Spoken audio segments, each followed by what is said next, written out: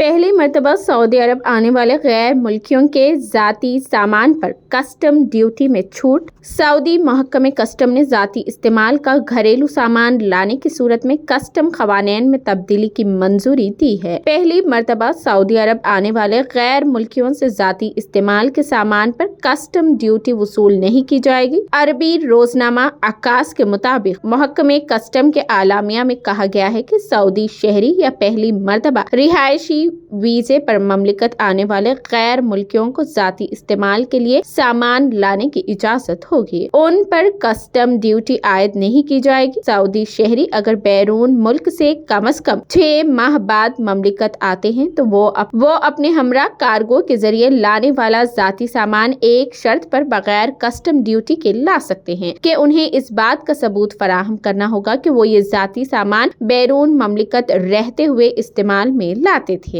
رہائشی ویزے پر مملکت آنے والے غیر ملکیوں کو یہ ثابت کرنا ہوگا کہ وہ پہلی مرتبہ مملکت آئے ہیں، جس کے لیے وہ اپنا ذاتی سامان کارگو کے ذریعے لائے ہیں۔ نقل و حمل کے لیے استعمال ہونے والے ذرائع کو ذاتی سامان میں شامل نہیں کیا جا سکتا۔ قانون کی شق نمبر 32 کے مطابق تجارتی نمونے اسی صورت میں بغیر ڈیوٹی کے لائے جا سکتے ہیں کہ ان کی مجموعی مالیت 5000 ریال سے زائد نہ ہو۔